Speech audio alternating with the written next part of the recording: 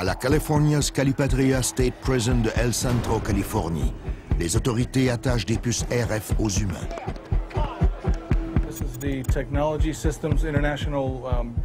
Ceci est le bracelet de la compagnie Technology Systems International. Une fois qu'on l'a installé sur un détenu à son arrivée, on peut assez bien surveiller tous ses déplacements. Le bracelet a une puce électronique avec un capteur et nous avons des détecteurs partout dans la cour et les bâtiments. À toutes les 2 secondes, nous avons une lecture qui nous montre où sont les détenus. S'ils l'enlèvent ou le détruisent, nous avons un signal. S'ils s'échappent en dehors de mon système, nous aurons une alerte aussi. Quand ils arrivent, j'entre les informations dans l'ordinateur. Le nom, le numéro, le bâtiment où ils résident.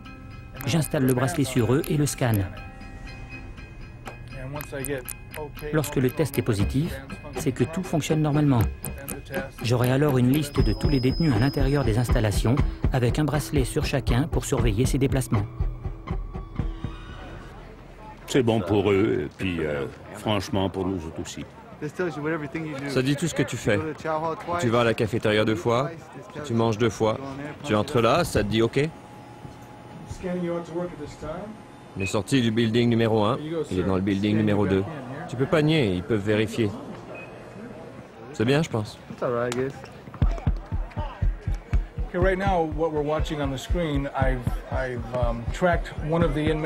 Sur l'écran, on peut suivre un des détenus sur le terrain de basketball. C'est celui-là dans le cercle vert.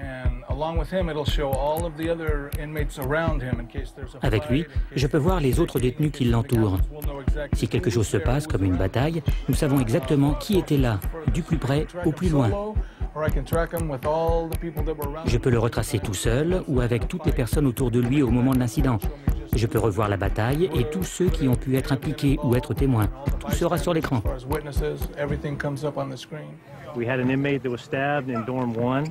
Un détenu a été agressé dans le dortoir numéro 1.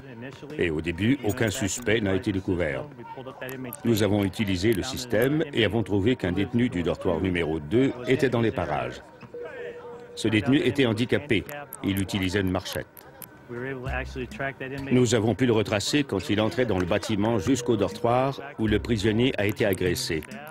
Nous l'avons suivi quand il sortait du building et retournait à son dortoir. Sans le système, nous n'aurions jamais pu l'identifier comme agresseur, étant handicapé et à mobilité réduite. Le bracelet nous a permis de savoir qu'il était en dehors de son dortoir à ce moment et nous avons pu déposer des preuves contre lui en cours.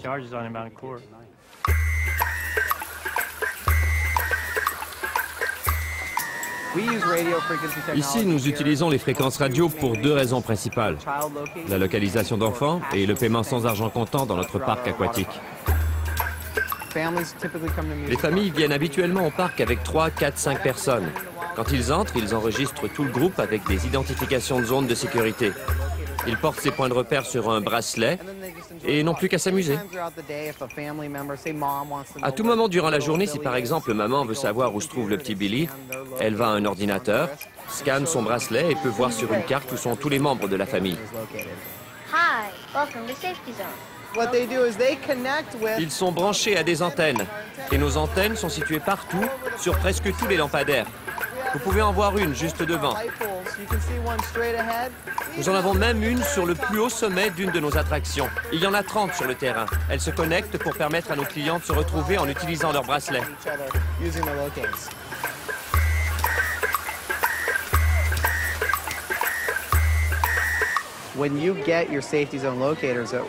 Quand vous obtenez votre bracelet de sécurité à Wild Rivers, vous l'activez avec une carte de crédit. Ceci ouvre une limite de dépenses pour chaque personne. Tout ce que ça prend, c'est une connexion Internet et de l'équipement électronique, et nous pouvons utiliser le bracelet pour tout achat. Nous apprécions tellement ce système que nous l'offrons gratuitement à nos clients. En utilisant leur carte de crédit, ils peuvent profiter de leur journée. Nous voulons qu'ils restent longtemps. Nous voulons qu'ils dépensent de l'argent pendant qu'ils sont ici. Plus ils resteront longtemps, plus ils auront du plaisir et plus ils reviendront souvent nous visiter.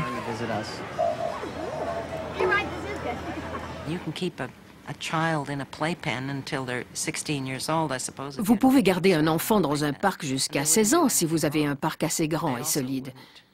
Il ne fera rien de mal, mais ne pourra pas grandir, créer et vivre une vie humaine. C'est une analogie avec ce qui arrivera aux gens qui se sentent constamment sous surveillance. Si leurs communications sont suivies, si leurs transactions Internet sont suivies, ça paralyse le développement. Les gens qui s'expriment plus radicalement dans notre société vont protester plus fort, mais la majorité des gens vont se sentir contraints. Et cela n'est pas une bonne chose. Dans des maisons de retraite, la surveillance à distance commence à remplacer, très efficacement d'ailleurs, un personnel qualifié, rare et coûteux. In our desire to have a facility that we'd live in, which is smaller, 15 people. Dans un établissement où vivent moins de 15 personnes, nous voulons être sûrs que les services offerts sont adéquats, que nous accomplissons ce que nous promettons, que nous avons un bon contrôle de la situation. Pour faire cela, sans trop de gestionnaires, nous avons besoin d'avoir de l'information.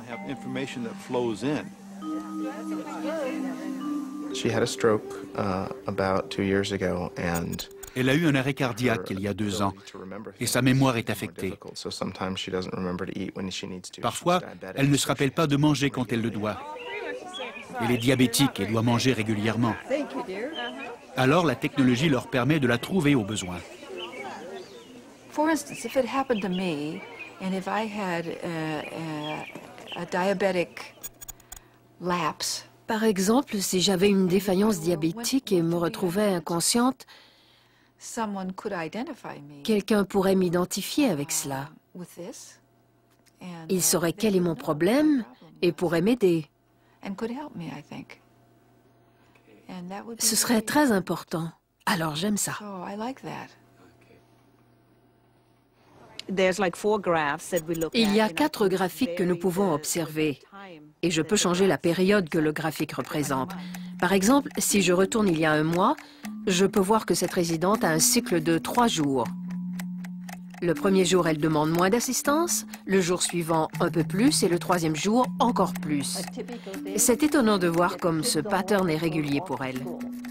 Alors, si tout à coup nous avions 2 ou 3 jours consécutifs avec beaucoup d'assistance, je saurais qu'il y a un changement pour elle. Nous avons placé des capteurs de mouvement aux 4 coins du lit sous les pattes. Elles mesurent la torsion et le poids sur le lit. Ça m'a permis de surveiller si ce patient avait dormi durant la nuit et combien de fois il s'était levé. J'ai pu ensuite donner cette information à son médecin pour essayer de lui procurer un meilleur sommeil. Il a changé ses médicaments diurétiques et un de ses somnifères. Alors nous pouvons voir qu'hier soir, ce monsieur est allé au lit vers 7h30, a eu une période de sommeil satisfaisant, il s'est levé pour aller à la salle de bain à 10h et est ensuite demeuré assez calmement au lit jusqu'à 7h30 ce matin.